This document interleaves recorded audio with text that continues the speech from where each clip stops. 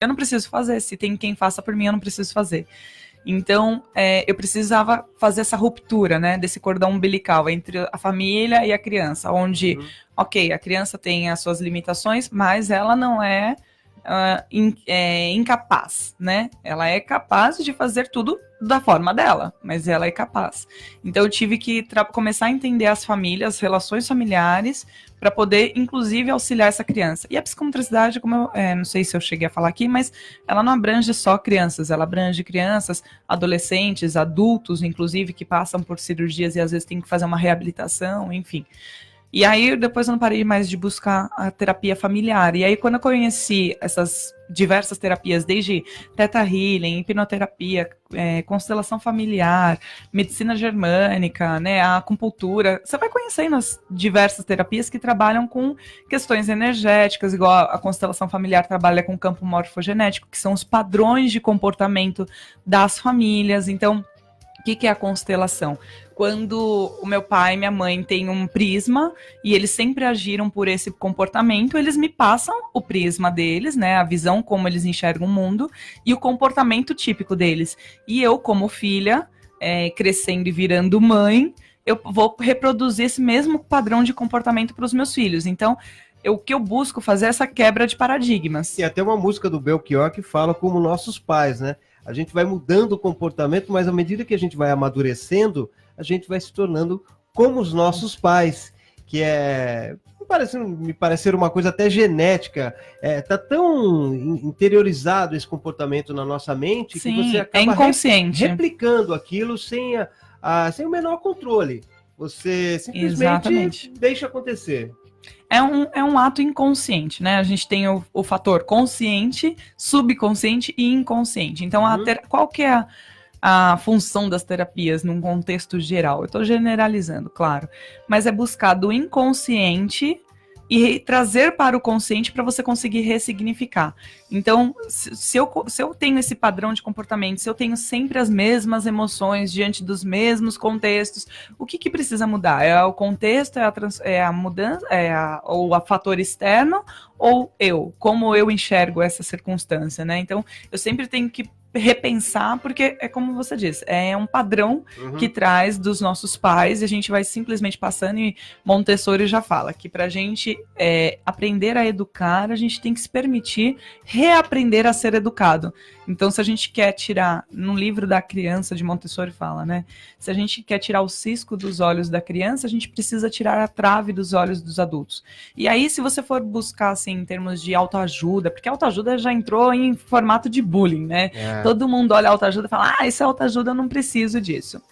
Mas a autoajuda tem ganhado um tamanho ali legal dentro das Saraiva, das livrarias, né? Tem ganhado um espaço legal ali, porque tem se abordado muito o assunto do autoconhecimento. Você precisa saber quem é você, para que você então consiga educar o próximo. E é ignorância da pessoa achar que nós somos capazes, por ter sido já filhos, somos capazes então de ser pais, né? Que a gente não precisa de instrução nenhuma mais. Agora, Gabriela, dentro dessa terapia de família, como é que ela funciona? Como é que ela vai ajudar, na realidade, as famílias? Existe uma sessão de terapia onde participam todos os membros da família? Então tá lá o pai, a mãe, a criança, o adolescente.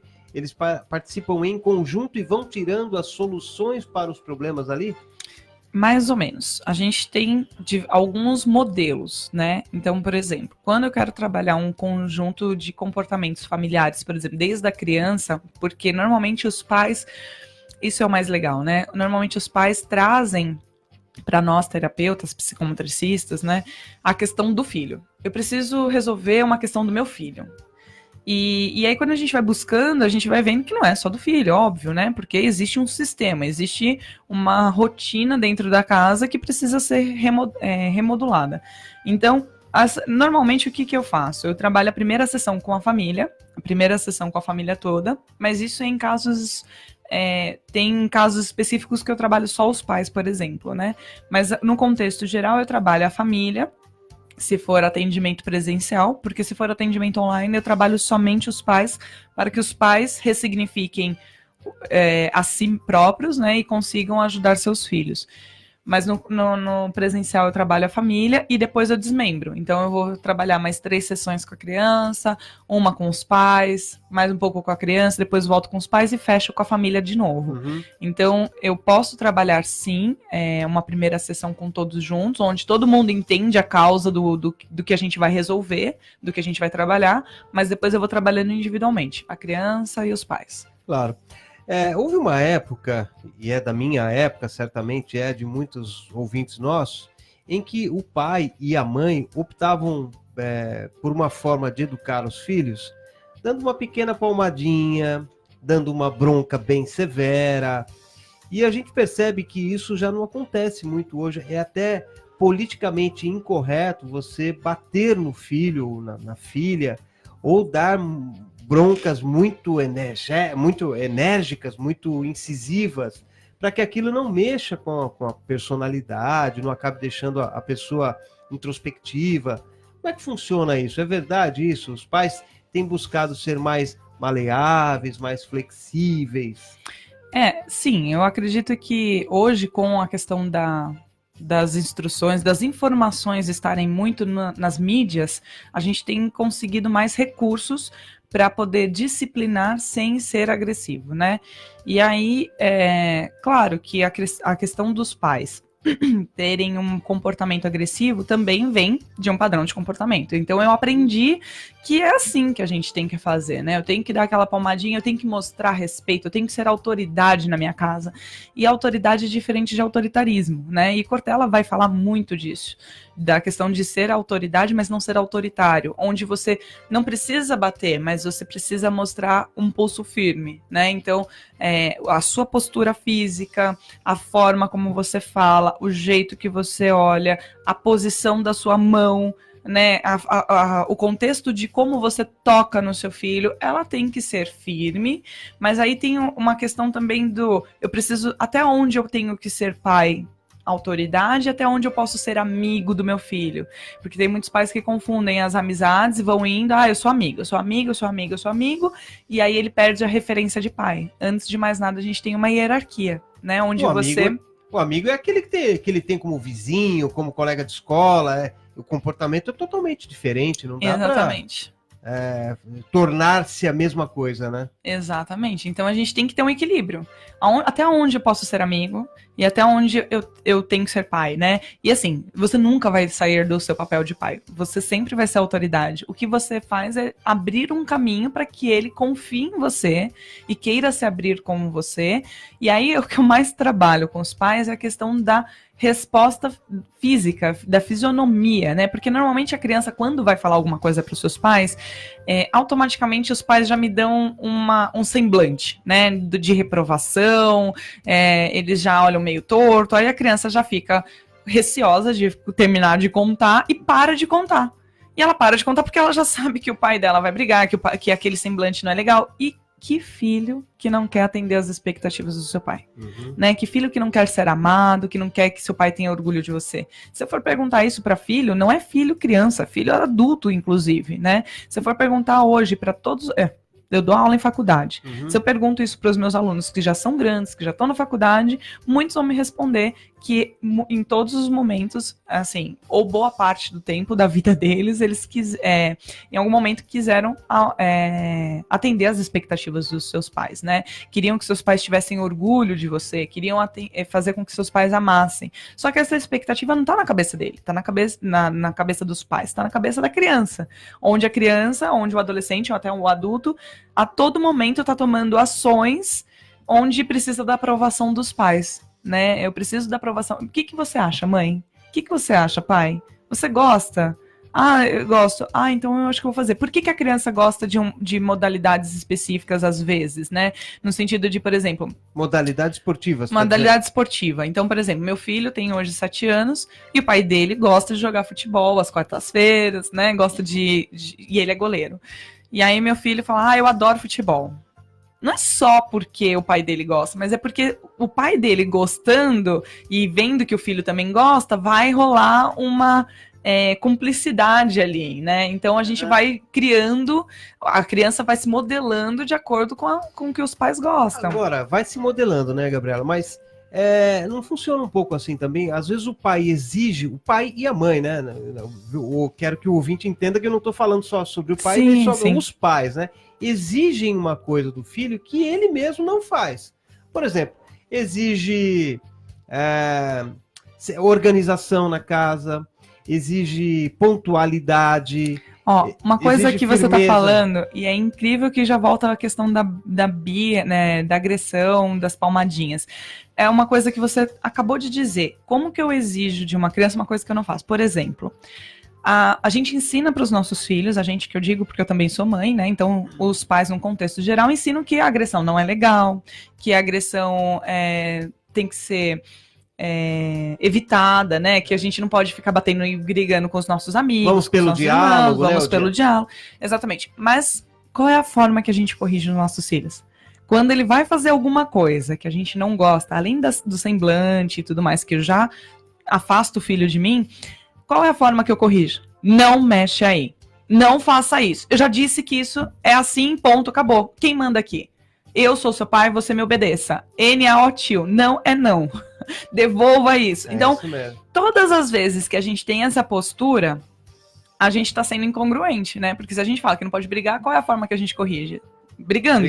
Então a gente tem que aprender a educar de uma forma onde a gente não precise... o volume da voz, né? A gente vai Exato. A gente não só altera o volume, mas a gente mostra através do corpo, a gente se impõe, a gente cresce, né? O negócio, a criança fica até pequenininha. De vez em quando a gente faz até filhos passarem vergonha na frente de outras pessoas, e desnecessariamente. Então, o que eu busco sempre trabalhar com os meus pacientes é essa reflexão e esse trabalho mesmo de conseguir educar sem ser agressivo, porque no comando de voz eu não preciso dessa agressão, porque senão não faz sentido, não tem congruência eu falar para o meu filho que ele não tem que ser agressivo e eu toda vez que for corrigir, agir de forma agressiva. A palavra certa aí é assertividade. A comunicação. Se você quer não violenta, né? Não violenta, né? Assertividade. Você quer que a pessoa haja de uma determinada maneira, você tem que dar o exemplo inicialmente, porque não adianta você querer que ela faça uma coisa que você mesmo não dá o exemplo, porque ela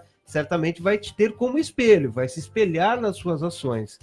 Agora, isso tudo vai mexer com o emocional da criança. Isso pode ser... a castração. Vai mexer com o emocional, tanto de forma negativa quanto de forma positiva. E isso você trabalha na terapia familiar, então. Sim, porque o que acontece? Quando a gente fica bloqueando... Deixa eu só completar. Você trabalha na saúde emocional e da saúde emocional vai transferir para a saúde física da criança. Sim. Aí vem as doenças psicossomáticas que eu posso entrar e falar. Mas o que acontece? Quando a gente nós como pais, né, vamos castrando os nossos filhos, não pode, não faça, tem que fazer. Aí a criança pode até chegar a se tornar aquela criança boazinha, que obedece, que faz tudo, que não dá trabalho nenhum. É perigoso, inclusive, essas crianças também. Por quê? Porque elas não estão fazendo... Porque criança tem energia. Criança gosta de brincar.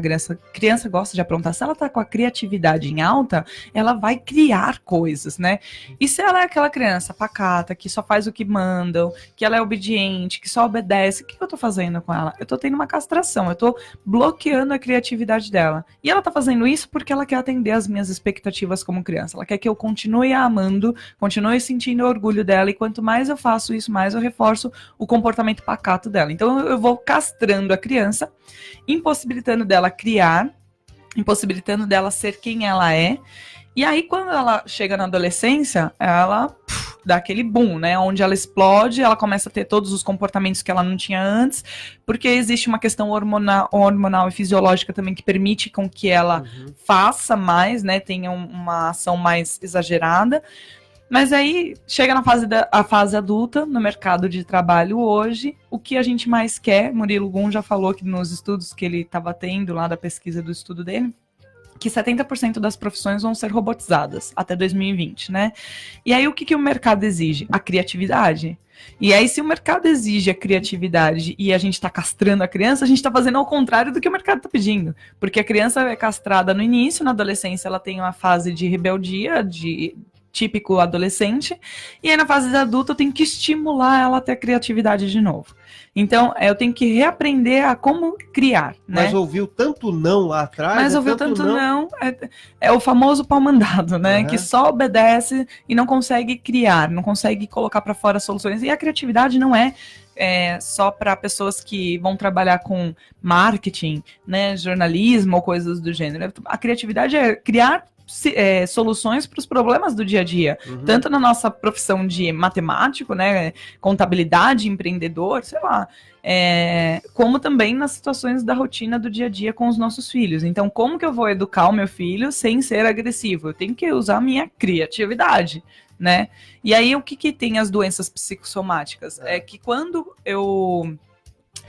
os pais não sabem, muitos pais, eles não têm esse conhecimento, né? Mas, por exemplo, numa gestação, onde a mãe, porque desde a gestação a gente já vai tendo memórias que são armazenadas no inconsciente. Desde a gestação a gente já consegue armazenar essas memórias. A criança dentro do útero da mãe já vai percebendo as ações que estão acontecendo lá fora. Aí depois que a criança nasce, a criança vem com anemia, bronquite, tudo a sinusite, né? Todas essas doenças que o pai acha que é por conta da criança, mas não. É uma questão das doenças psicossomáticas. É a carga emocional que a mãe, que o pai, né, na relação, inclusive da gestação, descarregam nos seus corpos, né? Então a gente tem uma descarga aí de questões emocionais negativas, que faz com que o nosso organismo não produza da mesma forma como produz quando a gente está alegre, feliz, né, próspero e tudo mais. E aí essas cargas vão vindo e vão literalmente entrando na genética da criança, e a criança vai captando essas doenças, né, que aí faz com que a imunidade baixe, vem a questão da anemia, e aí para cada doença eu tenho um motivo, eu tenho um porquê, e aí eu vou entrar pela linha da psicanálise, né, então, é que eu não vou falar aqui, porque senão vão ser muitas doenças, mas assim, por exemplo, a anemia tem um motivo específico do comportamento do pai, a bronquite, o sinusite, todas as doenças respiratórias de cargas emocionais também são uma questão de mágoas que foram guardadas, de ressentimentos, enfim. E por aí a gente vai, né? Cada doença é uma doença. Mas tudo que acontece na relação, tem estudos da psicanálise que fala que a criança até 6 anos, ela não é que ela não adquire doença dela. As doenças dela, basicamente, é um reflexo do padrão de comportamento dos pais. É meio louco dizer isso, porque isso vem da psicanálise, né, como eu falei. Mas se a gente for parar para ver a situação familiar, a relação dos pais, como os pais, eles interferem, a ausência ou a presença, né, dos pais interfere diretamente na questão emocional dos filhos. Diretamente, Gabriela. O que eu percebo hoje é o seguinte, que antigamente, vamos falar um pouquinho de antigamente. Antigamente, o pai para acalentar, o pai e a mãe para acalentarem a criança, eles utilizavam a chupeta. É a chupeta que ia fazer a criança parar de chorar, ficar quietinha. Hoje já é o tablet, já é o celular. E também, para acalentar no momento de dormir, pais colocam os filhos para dormir junto com eles. Isso faz muito mal, eu acho que faz muito mal, é isso ou não? Sim, muito, extremamente, porque... Vamos lá, vamos falar primeiro da chupeta, né? Que eu acho que é muito legal essa questão da chupeta. A chupeta é o famoso cala-boca, né? E aí vem o tablet e tudo mais. E para a criança que está em processo de crescimento, está aprendendo de 0 a 2 anos, é muito complicado deixar o tablet, esse celular e tudo mais. É muito complicado. Só por uma questão de construção das sinapses, né? Dos caminhos neuronais. Então... Para quem assistiu Divertidamente, se não assistiu, assista. É um filme que eu super indico, porque mostra um pouco de como o nosso cérebro processa, e é uma forma didática, né? Um desenho da Disney. Mas enfim, a criança também tem essa questão da chupeta, depois vem a questão de colocar tanto debaixo das asas que eu permito que a criança fique comigo, porque daí ela para de chorar e ela fica ali. E é gostoso dormir com o nosso filho. É quentinho. Acalenta, Mas eu vou contar, se você me permite, eu vou contar 2 casos aqui de situações que já aconteceram com pacientes meus, né?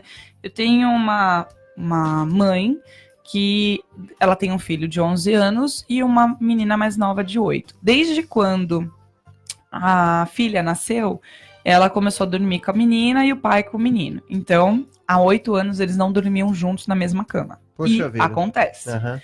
E é um fato comum, por mais que a gente ache que não, é um fato comum nas relações, né? A criança dormir com os pais até tarde, até 4 anos, 5 anos, as crianças continuarem dormindo ou com os pais, ou no mesmo quarto que os pais ali com a caminha do lado, com o colchãozinho, sabe assim?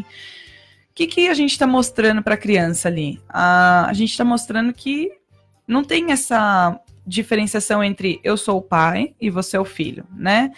Existe uma hierarquia, como a gente estava falando. Existe a mãe, o pai e o filho. E a mãe e o pai que dormem juntos. O filho tem que dormir na cama dele. A partir de quanto tempo? Eu coloquei meu filho para dormir no quarto dele a partir de 4 meses. Ah, mas é que meu filho tem refluxo, tem não sei o que, não sei o que, não sei o que, tem várias... Tudo bem, até 1 ano ali, né, que ele vai ter esses refluxos. Tem crianças que vêm mais com essa... Uhum. com essa questão do refluxo, né, de passar mal no meio da noite e tudo mais. Aí tudo bem, você coloca ali do lado, fica de olho, mas depois disso já tem que desmamar, entre aspas, né, já tem que fazer essa ruptura, onde ele tem que se colocar no papel de filho e você o papel de mãe e de pai. Então não pode haver isso, porque senão qual é o padrão de comportamento que eu tô mostrando pro meu filho? Que é comum. E ele tá guardando isso na memória dele, como eu já falei, né? Claro. Desde o útero a gente já vai guardando. Então ele tá guardando, e é comum depois ele ter um relacionamento onde ele permite também que o filho, porque ele vai sobrecarregando o seu filho com uma carga de emoção do que eu preciso de você, você precisa de mim, criando uma dependência entre o pai e filho gigantesca, onde o filho deixa de ser independente, porque ele quer ficar junto com a mamãe, porque ele quer ficar junto com o papai, aí ele começa a dar outros tipos de comportamentos que não são tão legais, que vão dificultando, inclusive, a vida dos pais, porque a criança não sabe fazer nada sem o pai e sem a mãe, a criança fica totalmente dependente.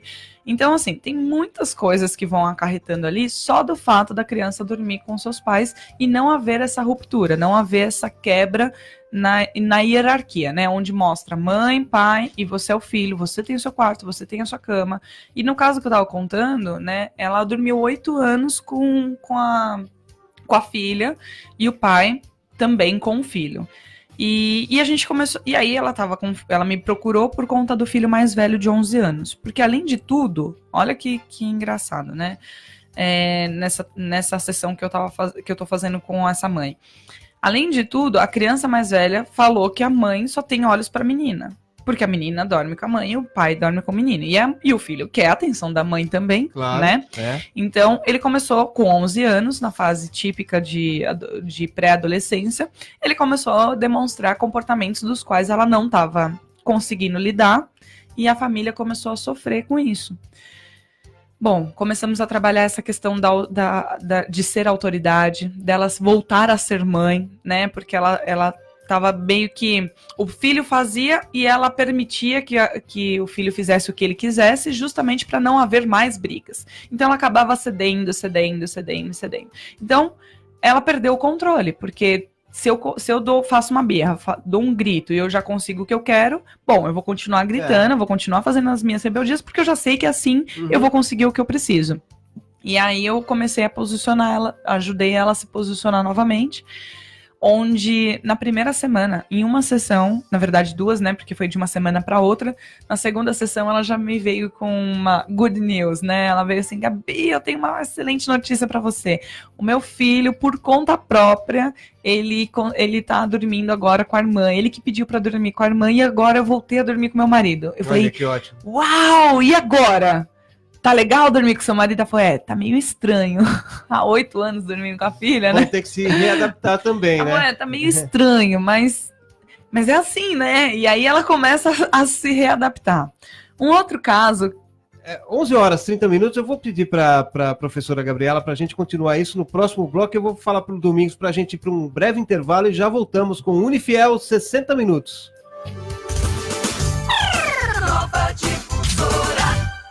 Eu acredito. Eu acredito. Eu acredito. Ah, eu acredito. Eu acredito. Elas acreditam numa vida normal, na superação. Elas acreditam E a cada conquista, acreditam mais. Nós acreditamos. Por isso, existe a ACD, Associação de Assistência à Criança Deficiente. Ligue 0800 771 7878 e contribua. A ACD. Quem acredita, doa. Alguns sons nos deixam seguros. Já outros nos deixam muito mais seguros. Segurança nunca é demais quando se trata do seu voto. A urna eletrônica possui mais de 30 camadas de segurança, não está ligada à internet e garante o sigilo das suas escolhas como eleitor. Tudo isso para que você vote com segurança. Urna eletrônica, há mais de 20 anos, garantindo agilidade e integridade nas eleições. Eleições 2018. Justiça Eleitoral. Baseado em um texto oficial da ONU. A democracia é um valor universal baseado na livre vontade dos povos de determinarem seus sistemas político, econômico, social e cultural. Embora as democracias partilhem traços comuns, não há um modelo único de democracia, e a democracia não pertence a nenhum país ou região. A democracia só existe com a participação de todos. 15 de setembro, Dia Internacional da Democracia. Justiça Eleitoral, a justiça da democracia. De segunda a sexta-feira, do meio-dia às 2, programa Antônio Júlio Baltazar, com a tradicional mesa redonda e muitas histórias do nosso experiente jornalista. Não perca, de segunda a sexta-feira, do meio-dia às 2, aqui na Rádio Nova Difusora. Agora você pode ouvir a Rádio Nova Difusora pelo aplicativo. Baixe agora no seu smartphone. Aplicativo Nova Difusora. Você pode ouvir em qualquer lugar. Aplicativo disponível em todas as plataformas. iOS, no seu iPhone e também no seu celular Android. Você vai ouvir a melhor programação. Nova Difusora, cada dia mais perto de você. Nova Difusora. Rádio Nova Difusora AM 1540. Ok, estamos de volta com o Unifiel 60 minutos, agora 11 horas e 33 minutos. Hoje nós estamos falando sobre terapia de casal, terapia familiar, que acaba envolvendo o casal e a criança e o comportamento infantil. Nós estamos com a professora Gabriela Mazei, que é psicomotricista. E ela estava contando de dois casos que aconteceram no consultório dela. Um sobre um casal que deixou de dormir na mesma cama por 7 anos, porque cada um ficava com um filho. E o outro caso, qual seria, Gabriela? Então, falando sobre a criança que dorme com seus pais, né? E um segundo caso que aconteceu que foi bem legal foi o seguinte, foi bem crítico, né, na verdade. A criança começou a dormir com a mãe, com os pais, na verdade, a criança foi crescendo, e ela não conseguia mais dormir no quarto dela. Por mais que os pais tentassem colocar a criança para dormir no quarto dela, ela não conseguia. A criança sentia muito medo, não queria dormir sozinha, e aí vai cansando isso os pais, né? Vai cansando a ponto do pai falar, tá bom, então dorme aqui, me deixa dormir, né? E a criança foi crescendo, e a cama foi ficando pequena, a ponto do pai um dia ter que deitar no colchão do lado da cama, sabe assim? Não cabiam os três também. Não cabiam os três, então, bom, a situação foi ficando tão agravante que os pais começaram a ter brigas no relacionamento deles, e isso afetou diretamente o relacionamento deles, porque eles já não tinham mais uma vida de casal noturna, né? E aí foram acarretando várias brigas e o casal se separou. Bom, depois que o casal se separou, agora que eu não tenho marido, então eu permito que a criança continue dormindo comigo, né? Porque eu não tenho marido. Mães divorciadas, eu sou uma mãe divorciada. Não permita que seus filhos durmam com vocês, né? Cada um na sua cama, é importante, mesmo que não tenha o pai presente, né? Porque tá no processo, tá divorciada, é importante que cada um durma na sua cama e cada um tenha seu quarto. Até porque você pode ter um novo relacionamento e aí a criança deixar de aceitar o novo relacionamento justamente porque tá roubando a minha mãe, né? Então, aí o que aconteceu? O casal se divorciou e a criança continuou dormindo com a mãe. Depois de 12 anos, o rapaz, aquela criança virou um homem, né? Com 20 anos, dormindo ainda com a mãe, porque era gostoso, porque estava lá. O casal reaproximou.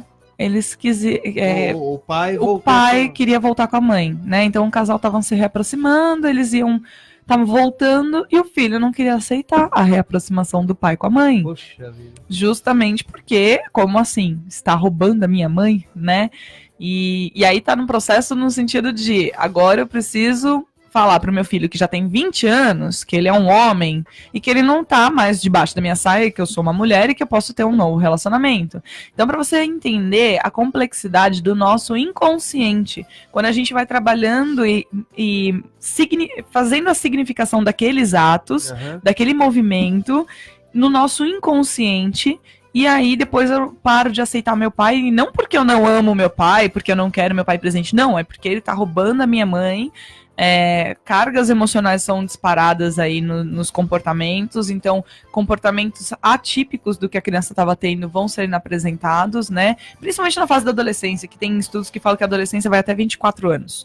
Então, imagina, eu ter que falar para um rapaz de 20 anos que Ele vai pra dormir com a mãe. que não é pra dormir com a mãe, e que eu tenho um marido, né, que eu tô me reaproximando do meu marido, e que ele vai voltar pra casa, e que agora você vai ter que dormir no seu quarto. Agora, professora, esse é o caso das pessoas que têm uma convivência muito grande, dormem juntos. E o caso em que a mãe ou o pai precisam se afastar muito para trabalhar e acabam deixando por muitas horas, muito tempo diariamente a criança sem pai e mãe. Muitas pessoas confundem ser presente e estar presente, né? Então, eu trabalho muito essa questão da mãe, por exemplo, eu sou mãe divorciada e empreendedora, né? Então, eu não tenho minha carga de horário das 8 às 6, depois eu pego às 6 e tenho meu filho. Não, minha carga não é essa, né? Eu dou aula na faculdade, inclusive à noite. Então, eu tenho uma vida bem agitada e com horários muito dinâmicos, né? Uma coisa é eu ser presente para o meu filho, a outra coisa é eu estar presente, porque o que os pais confundem é estar fisicamente presente, e não que não tenha que tem que estar, mas quando estão, a qualidade desse estar, né? Muitos pais estão presentes porque tem uma carga horária CLT das 8 às 6, então chega em casa, faz a janta, dá a janta para a criança, permite que a criança fique nos seus jogos, brincando do que quiser, e vai dormir muito tarde, enfim. E o pai acaba não tendo tempo para ele, para fazer o que ele precisa fazer para ele, porque todo mundo tem que ter o seu tempo, né? O seu momento de ler, o seu momento de cozinhar, o seu momento, independente do que você vai fazer, você tem que ter o seu momento. Uhum. E aí, quando eles estão com seus filhos, o que acontece? Muitas vezes, por justamente eles não terem o tempo deles, eles permitem que a criança faça o que quer, não dá atenção para a criança acaba exigindo e cobrando a atenção dos pais, e aí fica naquele ciclo onde um fica pedindo a atenção do outro, né? A criança pedindo a atenção do pai, o pai tentando fazer com que a criança brinque, e aí tem os famosos parques, né? No final de semana vamos levar a criança pro parque. Por quê? Porque o parque é um lugar de brincar, então você brinca, eu assisto. Em nenhum momento ele, de fato, tem a relação com o seu filho, ele interage com o seu filho. E eu falo isso para os pais que chegam para me pedir auxílio em relação a essa conduta, né? Essa dinâmica. Eu falo, olha, se você tiver 20 minutos, não importa, são 20 minutos, então esteja 20 minutos com ele. Esteja pleno ali. Exatamente, sem celular, sem tablet, sem TV, sem nada que atrapalhe a relação da conexão no olhar de vocês. Então, essa relação, inclusive, para crianças até 2 anos, é extremamente essencial para a segurança da criança, inclusive nos seus futuros relacionamentos na fase adulta, né? Então, já tem vários estudos que falam que quando a mãe não gera conexão de olhar com o seu filho, existem diversos traumas, defasagens de aprendizagem, inclusive, várias coisas que vão acarretando no futuro. O que acontece? A mãe, quando tá amamentando, mas ela tá assistindo a TV, tá conversando com Beltrano e Ciclano. Ela tá trocando a fralda, olhando pra tudo, menos pra criança que tá ali esperando ser trocada. Ela tá dando a comida, né? Então ela tá dando a comida pra 3 filhos, 2 filhos, ou pra ela e pro cachorro, né? E fica olhando pro cachorro, aí conversa com a vizinha, aí responde não sei o que, mexe no celular. Assiste TV. Exatamente, responde o WhatsApp, e aí ela perde esses momentos que são de conexão conexão com o seu filho, essa conexão no olhar. Você pode ver que muitas pessoas, quando falam, eles não olham diretamente nos olhos, né? Não é uma comunicação verdadeira ali, né? De segurança. Então, tudo isso vem da onde? Da infância, inclusive. Então, quando estiver com o seu filho, esteja com ele plenamente. Ah, mas eu só tenho 15 minutos. São 15 minutos. São 15 minutos que você tem, então faça com que esses 15 minutos sejam maravilhosos para o seu filho. Porque quando a gente vai dormir, a gente armazena 40% das nossas informações do dia todo, né? Então é o princípio dos 80-20, né? Todo mundo já conhece esse livro, é muito, muito famoso, mas é o princípio dos 80-20. Eu tenho 24 horas por dia. Se eu tenho 20 minutos por dia plenos com meu filho, quando ele for dormir, ele vai se lembrar do quê? Daqueles 20 minutos que você esteve com ele. Então, quando ele for dormir, ele falou, poxa, hoje meu pai fez isso, hoje foi tão legal, porque, nossa, minha mãe me ensinou tal coisa, a gente brincou de tal coisa, minha mãe é demais, né? E aí você guardou, você não precisa ter 24 horas com seu filho, você não precisa ter 8 horas diretas com seu filho, porque às vezes tem pais até que têm essas 8 horas, mas não estão de fato com seus filhos, né? Então, mesmo que você tenha pouco tempo, faça o princípio dos 80-20. Todo mundo guarda aquilo que é essencial. E qual que foi o movimento essencial daquele dia? Aquele momento que você esteve com seu pai. Principalmente os momentos felizes também, que são benéficos, né? Ah, mas eles guardam muito bem os momentos tristes, né? Aqueles Também, que né? o pai bateu na criança, aquele que colocou de castigo, porque meu pai é muito chato. Dizem que quem apanha não esquece, né? Quem bate até esquece. Princípio dos 80-20. Bateu uma vez só, mas é aquela... Você não sabe, quando a gente faz 10 coisas certas e uma errada, a coisa errada que ficou no ar. 11 horas e 42 minutos. O programa Unifiel 60 Minutos traz hoje um assunto que eu estou achando bem bacana de explicar para os ouvintes aqui sobre comportamento familiar diante de situações de psicomotricidade da criança, de terapia familiar. Mas eu queria cair agora um pouquinho mais para a sua primeira área, professora, que é a área da educação física. E a gente sempre se debate aqui com o sedentarismo, né? Tá? A maioria das pessoas, por conta da tecnologia, que facilita demais a tua vida, facilita num certo sentido, de economiza tempo para você, mas também te deixa uma pessoa mais preguiçosa, mais sedentária, porque o controle remoto da televisão, você não precisa sair do sofá, você só com o seu dedinho lá, você já muda canal e tudo mais. O vidro elétrico do carro, você não faz nenhuma força mais para subir o vidro, e assim por diante. Dezenas de situações que a tecnologia veio melhorar a vida da pessoa, mas também veio deixá-la sedentária. Mais cômoda, né? Mais cômodo. E aquele atleta de final de semana? E aquele atleta do meio da semana? Tanto vai jogar um vôlei, vai fazer um futebol, alguma coisa nesse sentido. Isso é bom para o físico da pessoa? Bom, se você estiver falando especificamente do físico, não. Agora, uma vez por semana a gente encontrar os nossos amigos, isso nos dá... proporciona coisas emocionais, né? É gostoso a gente encontrar, então isso satisfaz o nosso... Terapia. É uma terapia, exatamente, é uma terapia. É gostoso a gente encontrar os nossos amigos. Agora, se você estiver fazendo isso porque você quer melhorar o seu estado físico, não. Uma vez por semana não vai acontecer nada, não vai fazer nem cócegas no seu organismo. Até porque o nosso organismo, ele tem um tempo onde a gente precisa de ser estimulado novamente. Então, por exemplo, se a gente vai para uma academia e a gente... Por que trabalha um dia braço, um dia perna? Um dia braço, né? Algumas coisas assim. Por quê? Porque se a gente, em 72 horas, a gente não reestimular aqueles mesmos músculos que foram trabalhados, então, por exemplo, na segunda-feira eu vou lá e faço o fortalecimento de braço. Vamos supor que eu tenha esse padrão aí, que eu não gosto de academia, tá? Eu gosto de coisas mais dinâmicas. Mas enfim, se você vai fazer uma atividade onde você vai fortalecer o seu braço na segunda-feira, se até quarta-feira você não fizer essa mesma atividade, né, ou ativar esses mesmos músculos, esse mesmo grupo muscular, é como se você não tivesse feito nada. Essa memória muscular, ela se perde. Então você tem que ter um ritmo de treino, né? Então, uma vez por semana, dá muito mais que 72 horas, uma semana aí, né, 6 dias depois, sem fazer nada, no total sedentarismo, né, onde a gente não levanta nem para trocar o canal, como você mesmo disse. E aí acaba não fortalecendo nada, não facilitando nada, não trabalhando absolutamente nada em relação à resistência até respiratória, né, tanto da questão cardiovascular, quanto do fortalecimento dos músculos que nos proporciona uma melhor respiração, qualidade de vida e etc. Agora, e o sobrepeso? Porque as pessoas que vão ficando sedentárias vão ficando mais gordinhas, né? E é fácil controlar esse sobrepeso só com alimentação, se você não... É sedentarismo. Mas também não como muito, como pouquinho, só como saladinha. É fácil combater o sobrepeso porque é uma realidade. Não só no Brasil, como no mundo inteiro. O mundo inteiro está ficando com sobrepeso. Então, isso é uma coisa muito legal. Sabe por quê?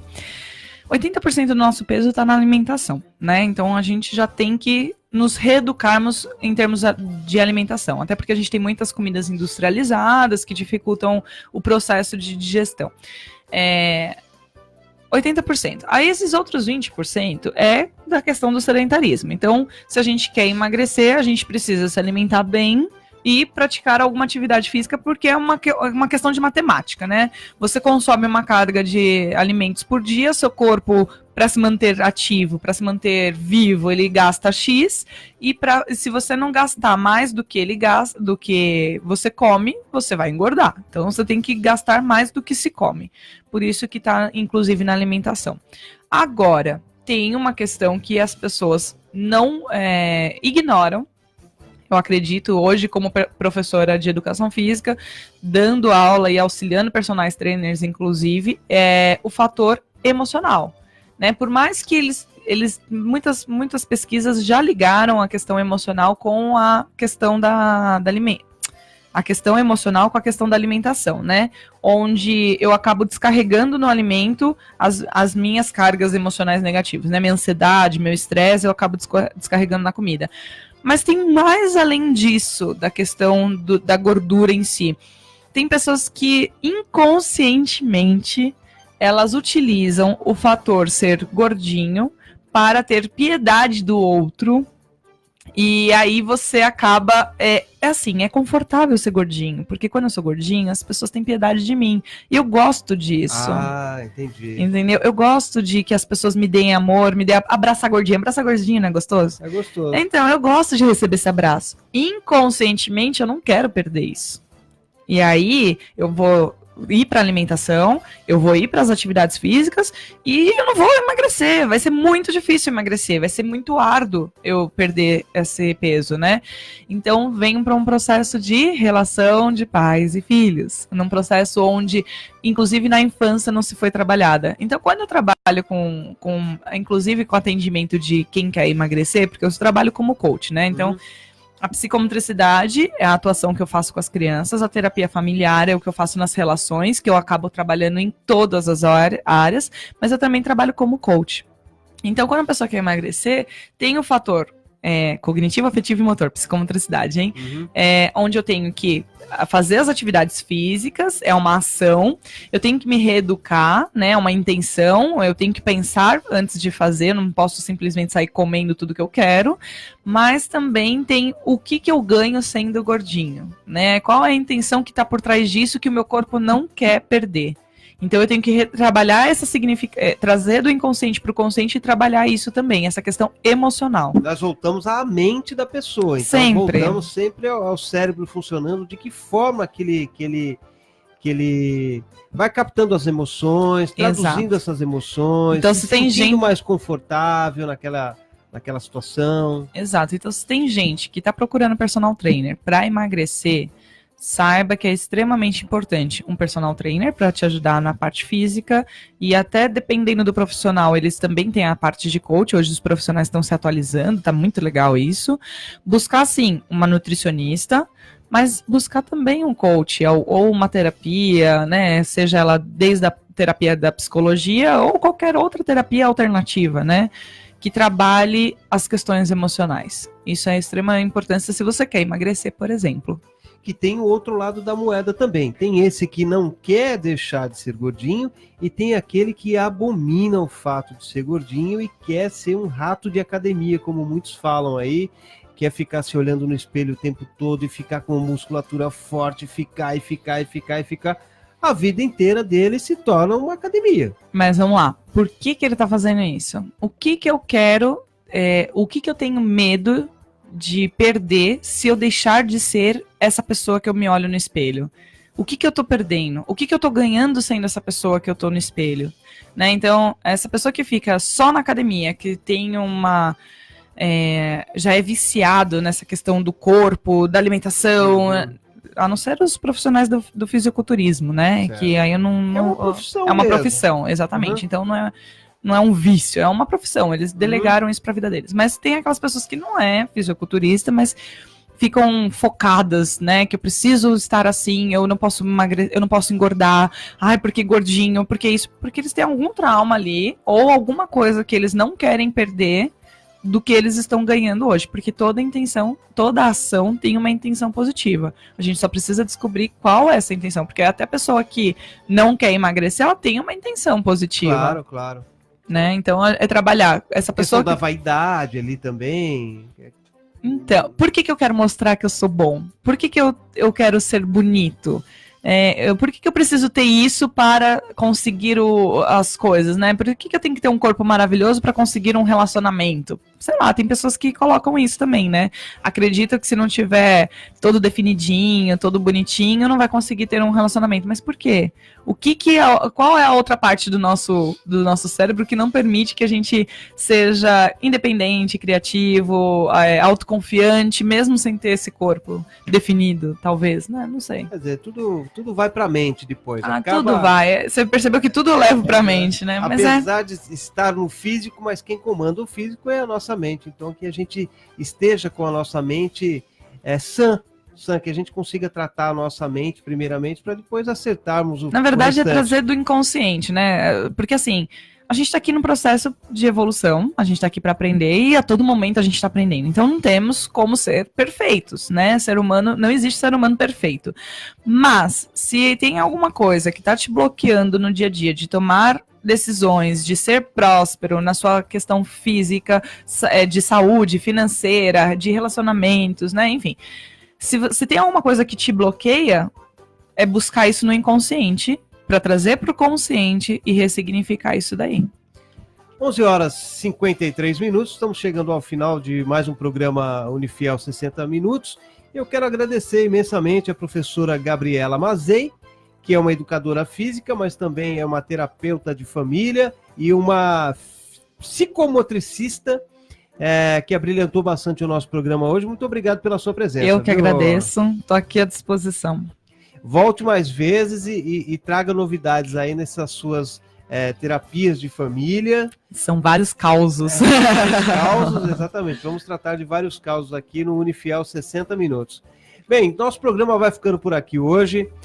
Quero desejar uma excelente quarta-feira para todos. Amanhã estaremos aqui com o Dr. José Amando Mota, que é um endocrinologista. Ele vai falar bastante sobre diabetes, diabetes tipo 1, diabetes tipo 2, ou seja, assista o programa que vai ser muito bacana. Assista e ouça o programa. Estaremos também no Facebook amanhã. 11h54. Um grande abraço a vocês, todos os ouvintes da Rádio Nova Difusora AM 1540. Estaremos aqui amanhã a partir das 11 horas com mais um Unifiel 60 Minutos. Nova